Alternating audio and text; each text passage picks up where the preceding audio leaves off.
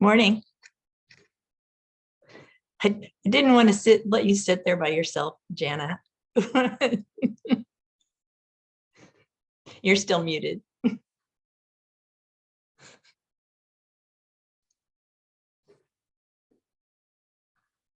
Morning, Lisa. Good morning. Good to see you. Hi, Carrie. Thanks for joining us. Good morning. Happy to be here. Thanks for Yay, having me. Chris. Hey guys, how are you? Chris. Good to see you.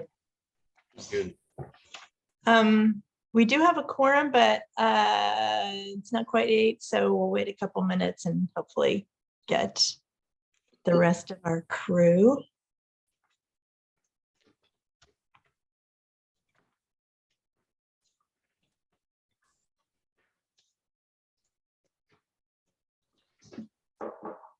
And I feel like we've been promoted to webinar now, so we're really a legit operation.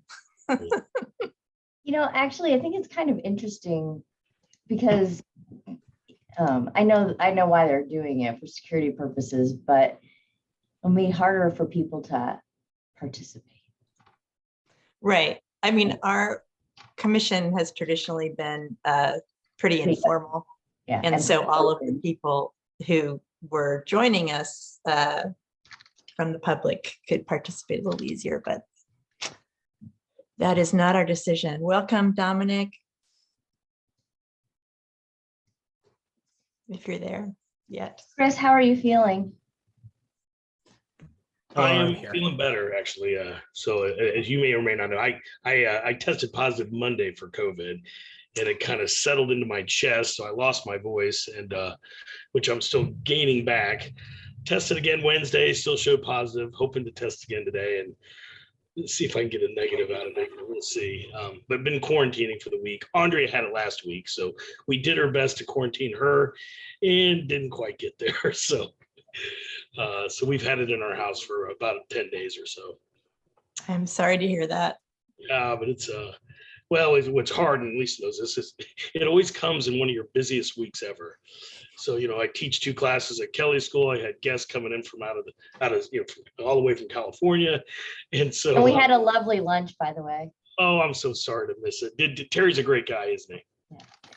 Yeah. So they had we hosted, we're doing a couple case studies, one down at French Lick, and so Doug McCoy, who's great, who actually brought me into Kelly School, he covered for me with Dave Harstead. So both those guys, it's nice to have a nice team around you. But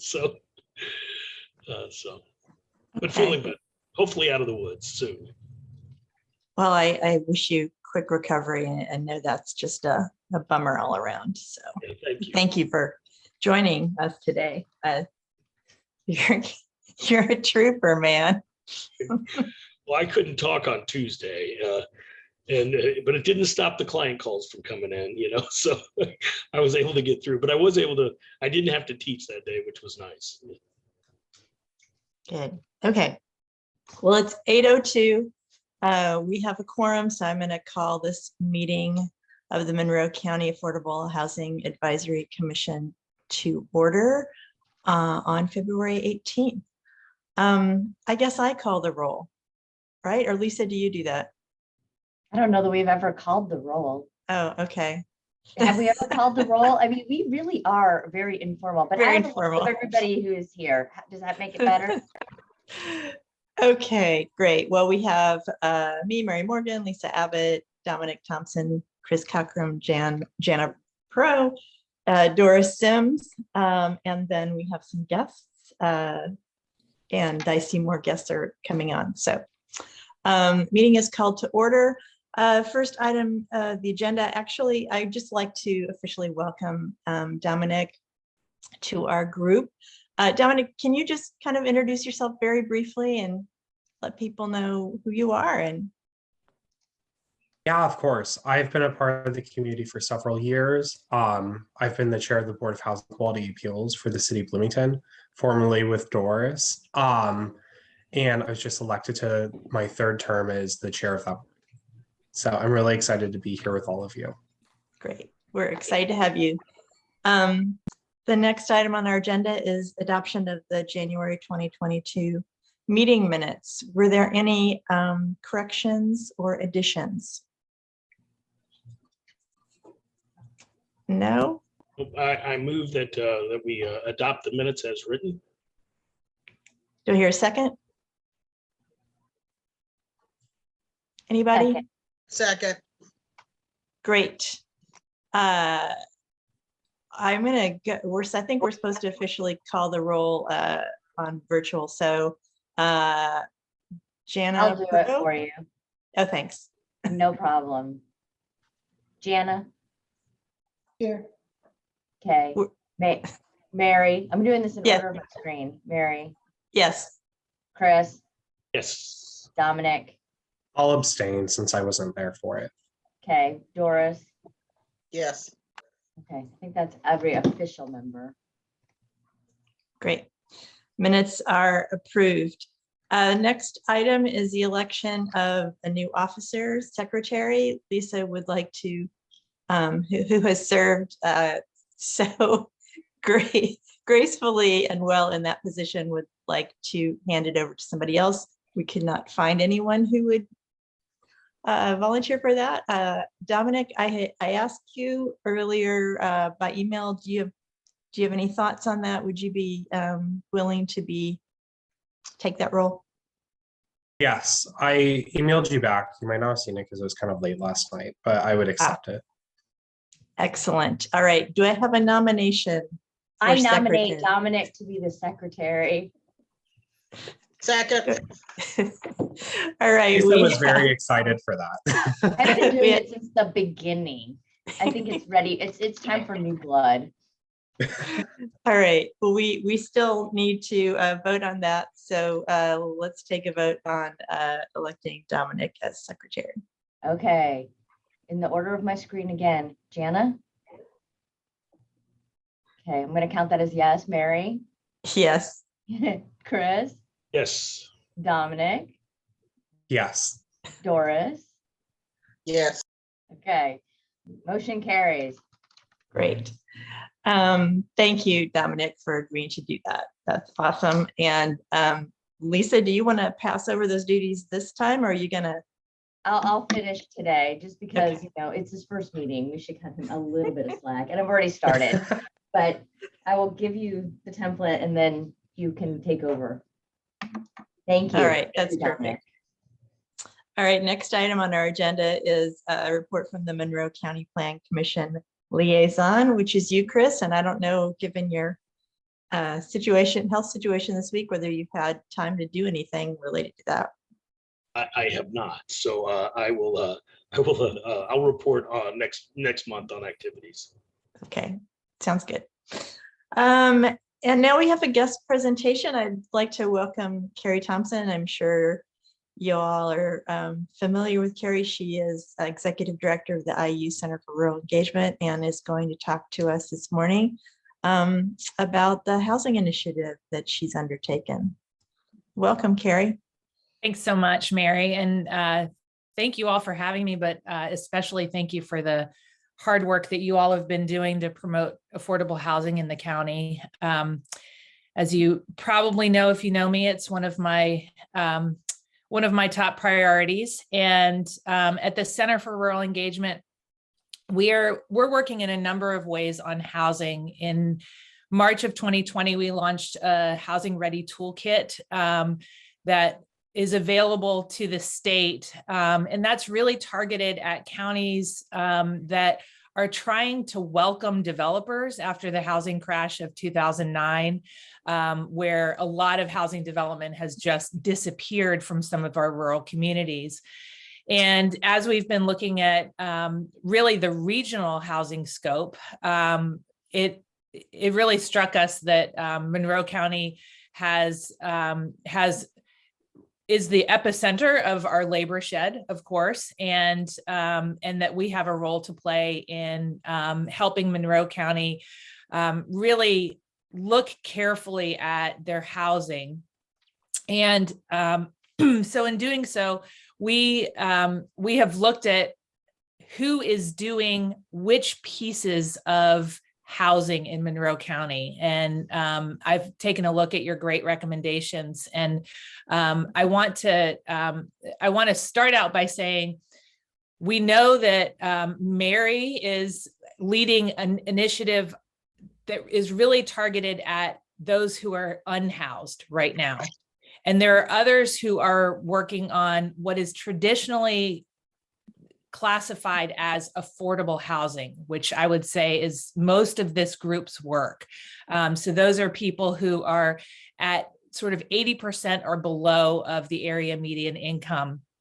And so what we're doing is looking at what we can do at 70% to about 150% of the area median income. And in looking at that and how to really begin to work on this issue. And so some people would call that workforce housing. I know we get caught up in definitions a lot. And so we have just very clearly defined this as 70 to 150% of the area median income. And in order to start working on this, we are convening a conversation on housing on May 15th. That's a Sunday, hoping that we will get all voices to the table, especially those who typically can't come to public meetings, and really get their ideas to the table. The process that we're working with is one that is being used by the Community Justice and Mediation Center in their Community Voices for Health project that some of you I know have been involved in. And so this is a process of deliberative dialogue where you identify the issues ahead of time, and then you get all of the parties to the table to discuss solutions as if the group assembled has the power to solve the problem. So rather than saying, oh, well, we need this to be done first, or we need that to be done first, we get the stakeholders in the room, and together we look at what the issues are, and we decide on hopefully some win-win solutions that we can target moving forward. So in this process, I'm talking to lots and lots of stakeholders, and we have a team assembled who's also doing outreach. So we're talking to Plan Commission members, City Council members, County Council members, County Commissioners. We're talking to planning staff members, realtors, developers, builders, lenders. And we're asking the same questions of everybody. What are the issues that are preventing us from providing more of this kind of housing in our county? And in Monroe County, we know it's a city and a county issue, and that we really need to work together on some solutions that work for everybody in our community, and acknowledge that we have, thankfully, some great employers who are attracting even more people to our community. And for this group, I think it's important to acknowledge that all parts of the housing spectrum are needed. And if we can look at developing some of this housing in the 70 to 150% of the area median income range, we hope that that will alleviate some of the pressure on the housing market as a whole. We are looking at both rental and home ownership opportunities in this discussion. And so really, I wanted to come talk to this group, create some awareness that this is happening. I would welcome your feedback in the issues that are of particular import to you as a group. I have read your recommendations, and so I'm aware of those concepts. But if anybody wants to offer some feedback about particular friction points in attracting this kind of housing and supporting the development of this kind of housing in our community, I would love to hear them now, and also welcome a meeting with individuals on this group. Carrie, I have one question. I apologize, but I missed the date of your meeting. It's on May 15th in the Okay. afternoon.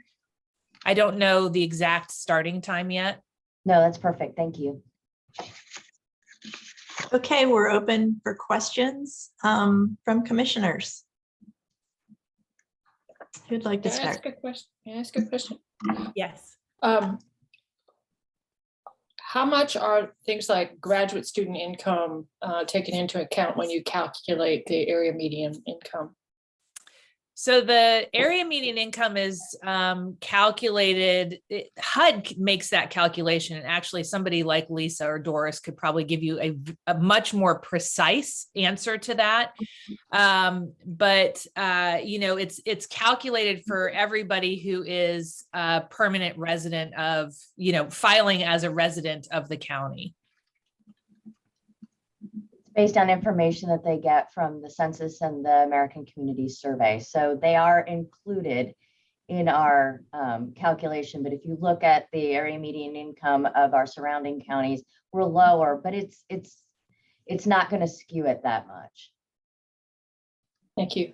So to give you some idea of the housing, the amount somebody could affordably pay for housing in this income level, it starts at $800 a month. And that's if you take 28% of somebody's gross income at 70% of the area median income.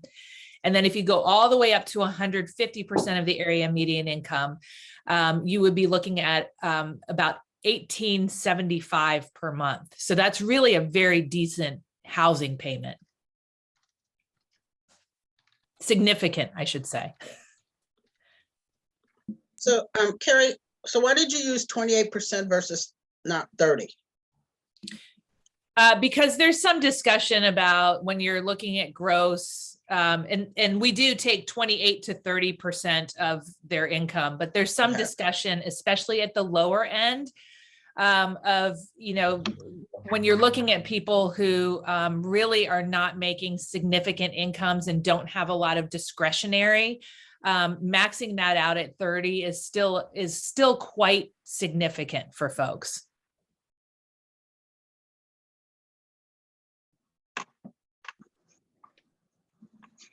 And so, Carrie, are you talking about rental housing, home ownership, all Both. of that? Okay.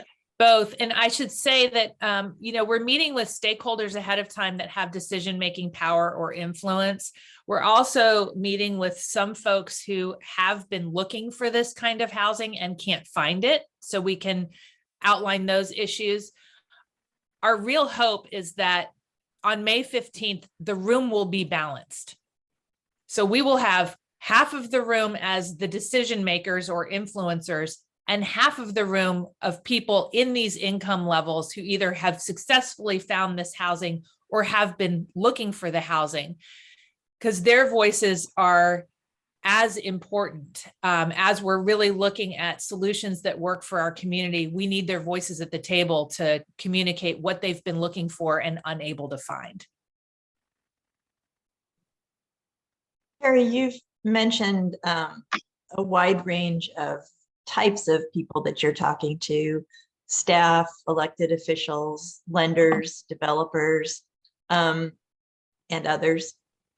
What is the sort of tenor of the conversation, or what are you hearing from these different stakeholders?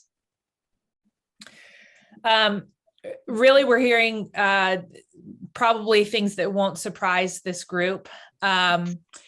We're hearing the transparency of the zoning process is really important.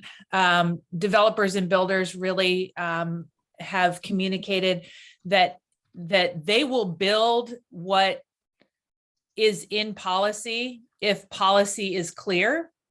And part of the part of the friction that they're feeling is the difference between county policy and city policy. So for instance, sewer access is not being granted on county properties right now, while the annexation debate is on the table. I don't know if that's going to change. And so they're submitting permits and they're sitting for a long period of time. That costs them money. They think they're submitting things that will be approved based on how they understand code, and then they get declined. In the county, there is, there's a, on the builder developer front, there's a knowledge that there's just not land that is already zoned to be able to house this income level, because in order to get to this income level, we need, some kind of density of housing somewhere. And I noticed in your recommendation was some form-based code and some zoning overlays. Then from staff and public officials, we're really hearing the challenge in balancing public opinion about what we want in both the city and county and what can be provided based on those desires. I would say there is a shared on staff and public officials that we've talked to thus far, there is a shared desire for transparency in the zoning process.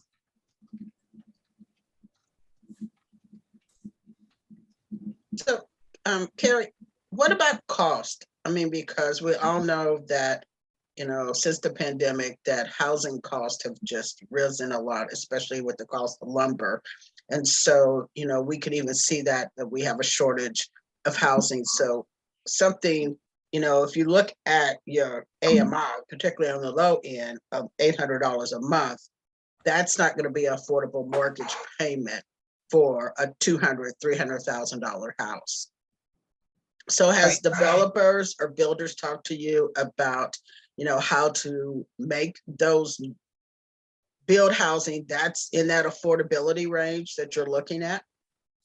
So the answer that developers and builders will offer, and I just want to acknowledge, I was, when I led Habitat, we were for a number of years the largest housing developer in the county. We were producing more homes than anybody else. So I have some familiarity with this as well. What builders and developers are saying is the more housing they can produce per acre, the less each unit will cost. Based on my background and in conversation with others, it's going to be close to impossible to put together a new unit of housing at $800 a month without some subsidy, right? So then you're looking at, especially for home ownership, you're looking at some kind of subsidy there.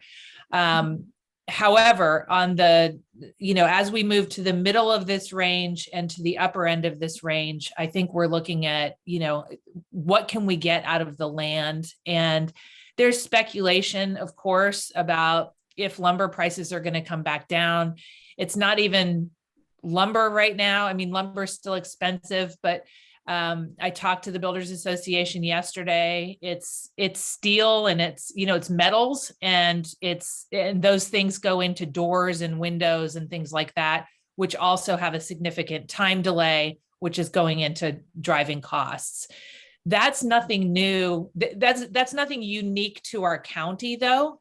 That pressure is being felt nationwide. And so in order to enter this dialogue for our county, I think we need to approach it as what issues can we solve? We are not together going to solve lumber prices.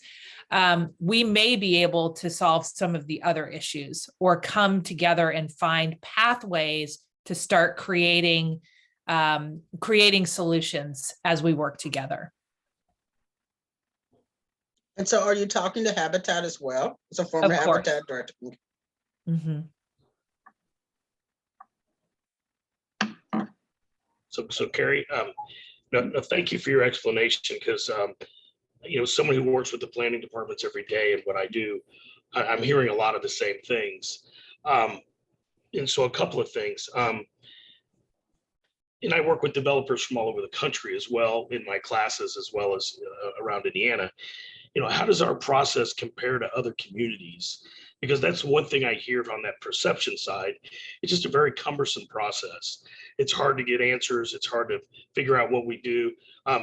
It's hard to get a project in front of you without spending a large amount of money on site plans and all those details, without being transparent and clear on what's allowed and not allowed. So it'd be interesting to see how we compare to other communities, but not around, a lot of times we compare Bloomington to other college towns. I think it's important to compare it to other Indiana communities, because for one, I know of one company here in town that's hiring, and they're struggling to hire people. So they're sending their people to Greenwood to find houses. So these people are choosing other communities just around our community. So how do we compare to those? The other thing too, and I know Jeff and Penny are on this call as well, so thank you guys. But working with this planning staff, they're great people, but many times it just feels we're understaffed. And especially with the market as it is today, I mean, it's exploded. We've had the best real estate market, I think, well, in my 30 years. So they're being inundated with numerous projects, numerous questions. So at times it does feel like, even the city or the county is just overloaded. And it's just hard to manage all that, as it would in any of our jobs. So, I think that's another thing to consider too. But also it needs to be flexible, because as the interest rates grow, the demand's going to decrease a little bit, and we're probably going to see less projects. Maybe not with the housing shortage, but that's something to consider. But Yeah, really good feedback, Chris. And,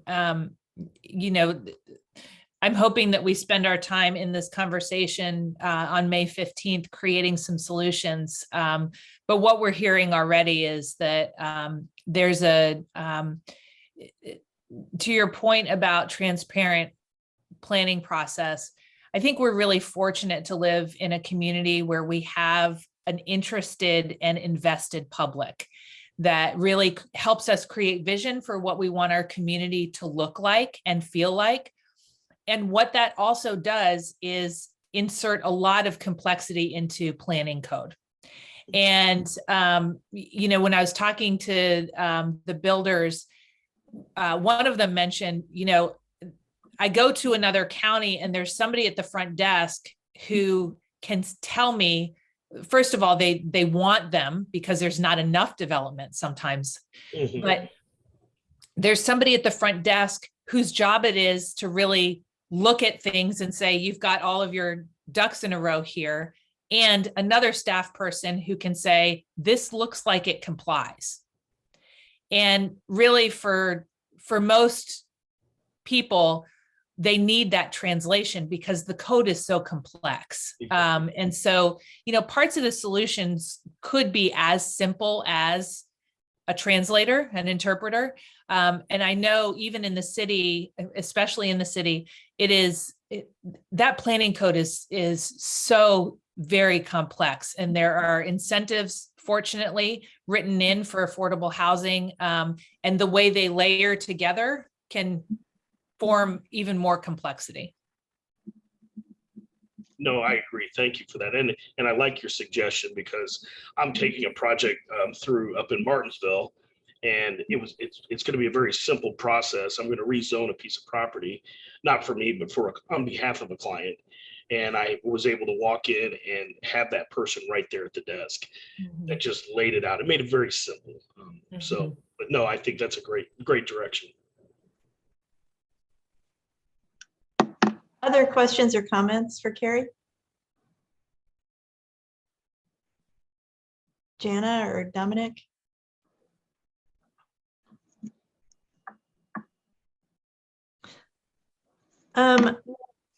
Well, I guess I would have a couple things. You asked for friction points.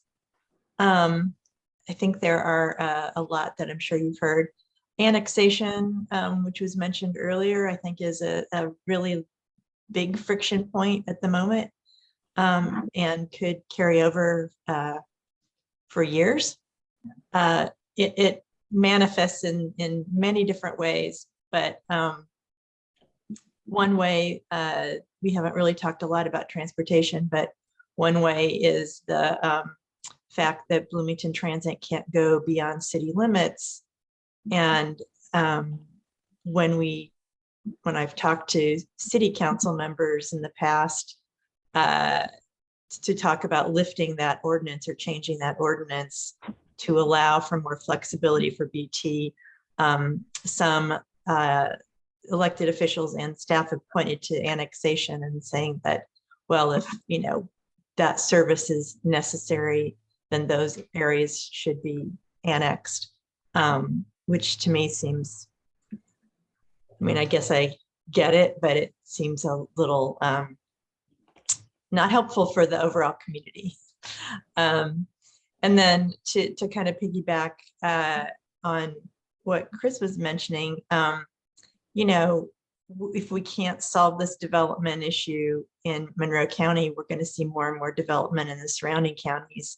And a great example of that is Cook, which has divested, many of its properties in Monroe County and is now actively building in Owen County and elsewhere. And so then we go back to transportation. If we care about climate change, if we care about the cost of transportation, that's just going to be aggravated by development in surrounding areas if we can't figure out the needs here. So I would say that's a friction point as well.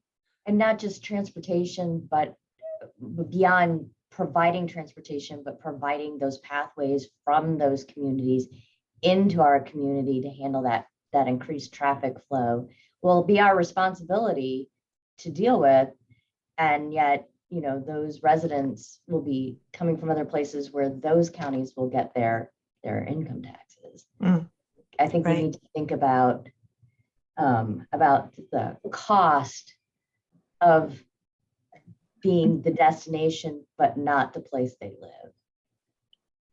And then you've other friction points that you and I have already discussed that I think bears repeating is, just the infrastructure constrictions. The infrastructure, you can't get density without sewer, and that's not only problematic politically, but also problematic cost-wise because of our topography and stone and whatnot. So it just adds to the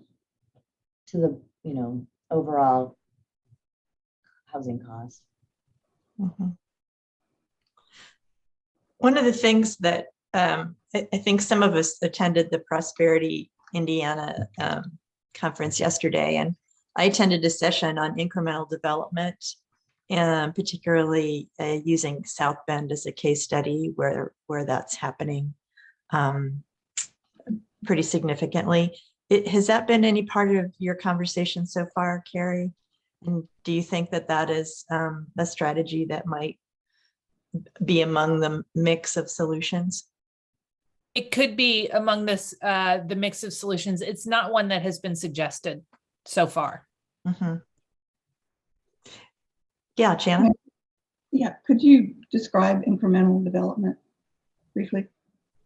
What does that Sure. mean? Although I suspect that Lisa, Carrie, or Doris could describe it better than I. But the idea is that instead of relying on developers that do large scale developments, it's really intended for smaller developers or even individuals who don't consider themselves developers, who live in the community and take a very, we'll do one building, we'll buy a building and we'll renovate it, or we'll buy a lot and we'll build on that lot and then go from there. So the person that was in this session that I talked to yesterday, started with one and now has 30 properties in the neighborhood where he lives. So I Actually, don't know. Owen County has a person who does this. His name is Mike Sudol, and he does both rental and owner occupied housing. And he will buy small developable lots, and he'll do, he did a lot where he did, they're not patio homes, but they're very close. I can't even think of what that zoning term is. Or a lot line, I think. Yeah, I don't know that they're really zero lot lines because they have a little bit of a yard, but they're very tightly built, and he sold those as owner occupied. In fact, I met a woman just the other day who lives in one of those places and she loves it, but he also has done some rental development upstairs from commercial properties around the square, and renovated an old press building into some apartments. So he's done some historic renovation into commercial with living quarters above it as well. So he's done a lot of things, but he does it one building, one project at a time. It's pretty, it's pretty small scale, but the whole idea of incremental development is homegrown developers to do infill development, however is appropriate for your community. So. Yeah, Jana. So are there any incentives in South Bend or some of these other places to do that? Or is it just this person has taken that on to do it? Yeah, there's a group called the Incremental Development Alliance, and they teach this method of development, and the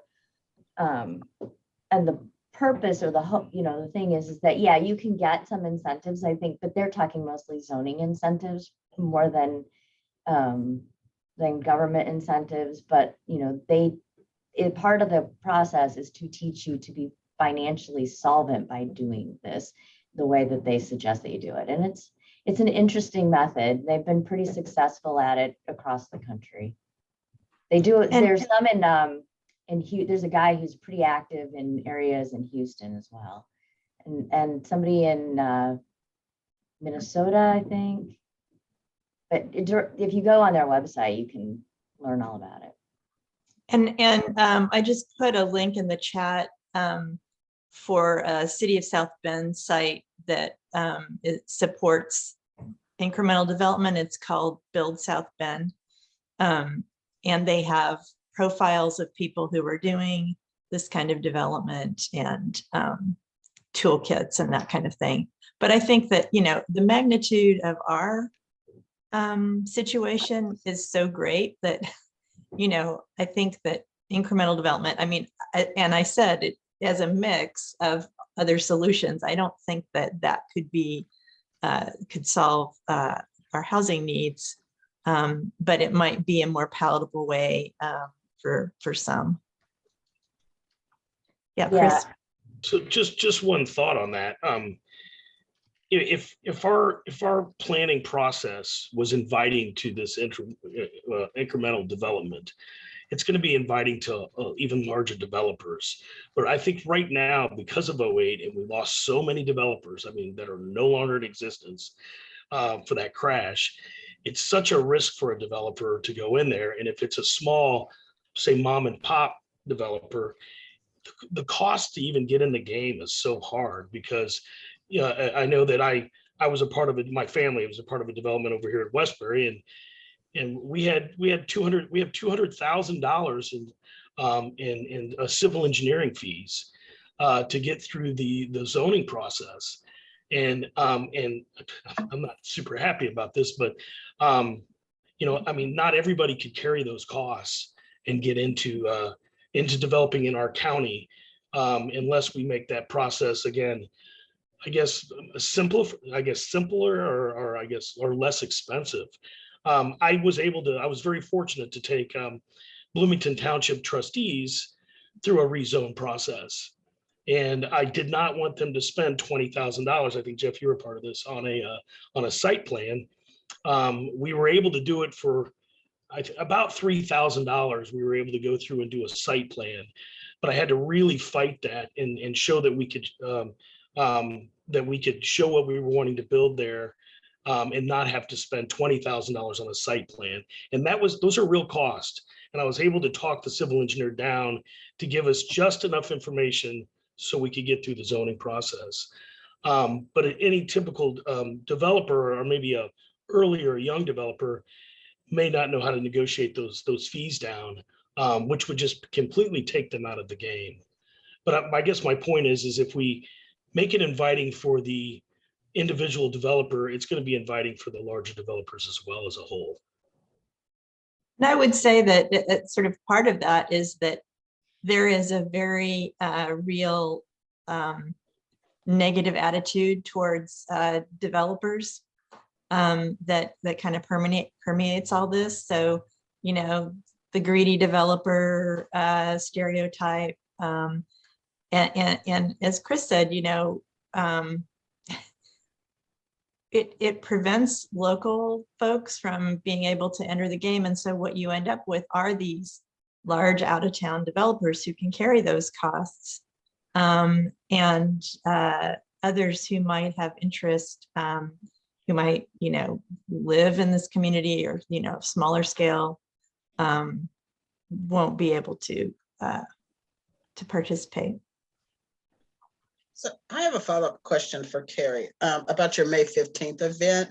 So how the format is going to work, you know, because, you know, you call it a conversation, and we've been having a conversation here now, you know, but sometimes when you have like conversations, they can kind of get out ahead of you because somebody would make a comment and somebody else thinks that they need to counter that comment. So have you thought about the format and how that's going to work? Are you going to have, you know, like you said, somebody from, you know, city and county planning and elected officials? And so how just are you going to have them up there to be able to address questions, or just part of the audience? Just if you can talk a little bit more about your vision of how the May 15 meeting is going to work. Yes, thanks for the question, Doris. We have thought a lot about it, and I think we've all seen how some of these meetings and conversations happen. And, you know, a critical part of our aim here is to have a conversation where there's nothing on the table to vote on. There's no up or down. We're not approving a project or a policy or anything else.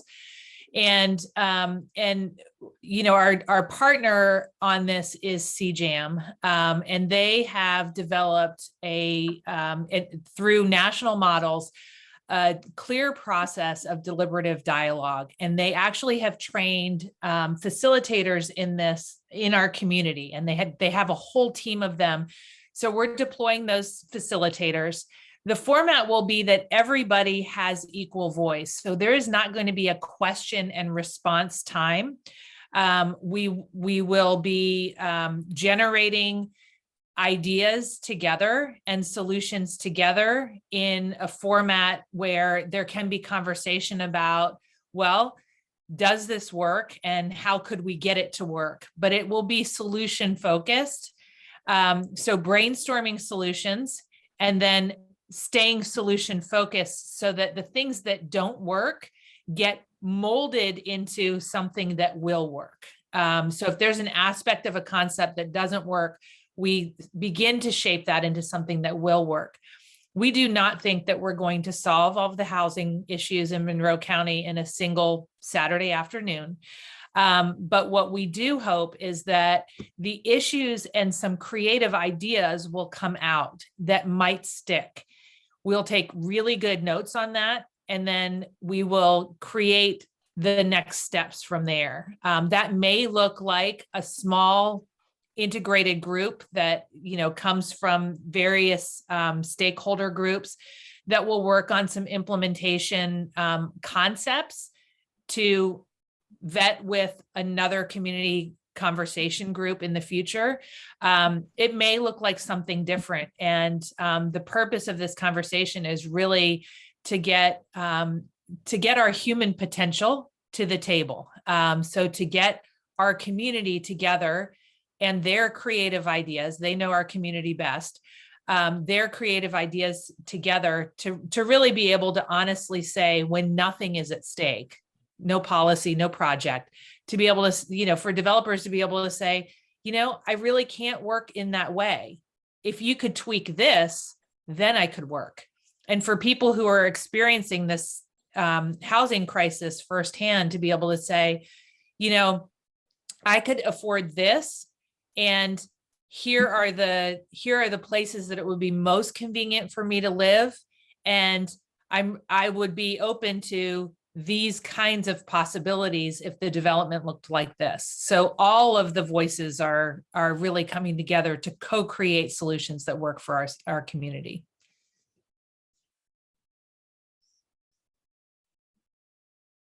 Yeah, Chris? Carrie, are you talking to our school systems and our superintendents as well?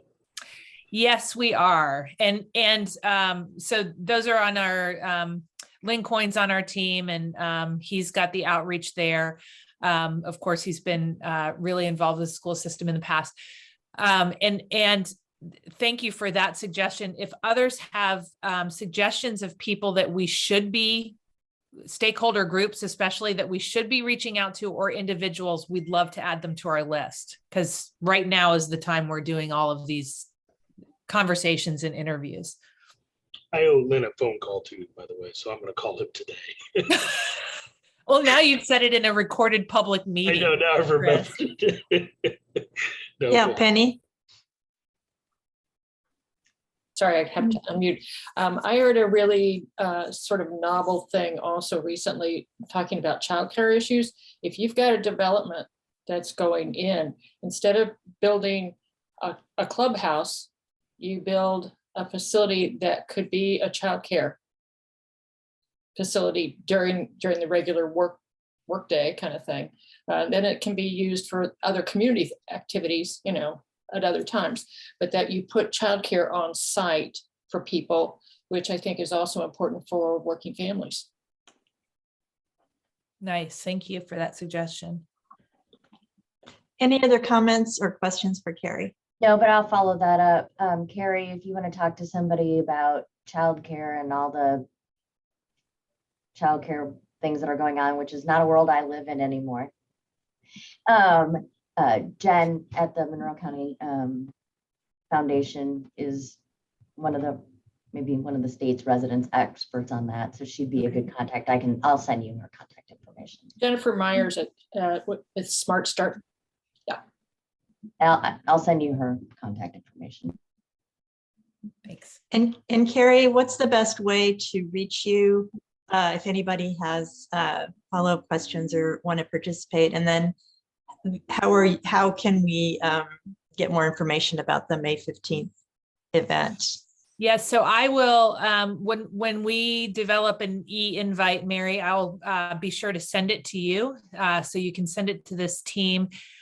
Follow up, you can do directly with me by email. I'll put that in the chat as well, but it's kthomso@iu.edu. Fantastic. Well, thank you so much for coming and talking with us. I think this has been a great conversation, and we really appreciate it, and we'll look forward to supporting your work. Thank you so much for having me. I notice you do have public comment on at the end. So yes, I'll stay as a guest sure, to hear anything that might be commented on. Sure. You're welcome. Thanks. All right.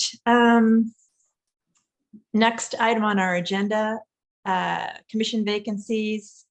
Just a reminder that we still have, I believe, 3 or possibly 4 vacancies, and any kind of outreach you can do. I reached out to an IU student who was recommended and have not heard back, but hopefully we can bulk up this commission in the coming months. Any comments or questions on that? Okay, we'll move on to commissioners' comments.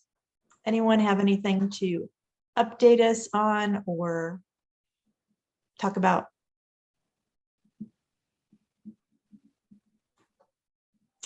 Okay, I will just mention briefly, the heading home work that I'm doing. We're about to make an offer for an assistant director.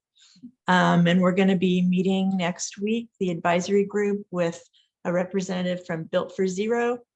And that's the national organization that is working with communities to decrease homelessness across the country. There are over 100 communities that they're working with. And if we join, we would be the first community in Indiana to do that and access the support that they provide. So with that, we come to public comment. Is there anyone from the public that would like to comment? And I believe you can use the raised hand feature. I am not, okay, I see John Zodi has raised his hand. There we go. Welcome, John. Good morning, everybody. Just wanted to say good morning, and the hand department from the city's here. If you need anything or have any questions, just always glad to be a part of the conversations this morning. So thank you. Okay, thanks, John. Anyone else from the public? Just use your raised hand feature and then you can unmute. Do not see anyone at the moment. All right, any other business from commissioners? If not, I will declare this meeting. Oh, yes, Jana. I just wanted to mention, I'm working with a group, I spoke to you about it, Mary, but looking into developing a community land trust as a way to maintain, both obtain affordability, but also to maintain affordability across the years. Do you have, Carrie, do you have anybody speaking to that issue? The idea is that somehow, if you can control the land costs and perhaps even development costs through density and other kinds of things, that you could also maintain affordability through this mechanism. I have not met anybody involved with your group and would be happy to, Jana. Okay, well, perhaps I'll contact you and we can talk about it. That would be because I wonderful. get feedback from both developers and other people about the idea and how it might strengthen development in the community. I see John Zodi has raised his hand again. John, do you have something on this topic? Yeah, thanks, Mary. Jana, if we could maybe follow up. So the Bloomington Housing Authority, through its development arm, which is Summit Hill Community Development Corporation, is working on creating a land trust, and they've been given some ARPA money, American Rescue Plan money, via the city to get that going. So we should follow up and maybe make sure that your group, I'm not sure what your group is, but if we could maybe talk about that, it'd be good to coordinate. Right, I spoke to Isabel Piedmont Smith, and she was going to contact you, and perhaps we were going to have a meeting in the near future. Okay, great. To discuss both the land trust development that the city is apparently engaging in. I don't know much about it, and I haven't been able to find out much about it, but that would be very interesting. I think ours has a slightly different slant, being more grassroots, as it were, but still very interested in finding out how we can cooperate and make both of these work. Yeah, we should talk. I haven't heard from Isabel yet, but we spoke this week about some other stuff. So, okay. Well, perhaps I'll give you, shoot you an email and see if we can't make that happen. Yeah, sounds good. Okay, sounds good. Thank you, Jana and John. All right, anything else for the good of the order? All right, I declare this meeting adjourned. Thanks, everyone. Have a good weekend. And we'll see you next month. Thank you. Bye. Bye, everyone. Have a great weekend. You too.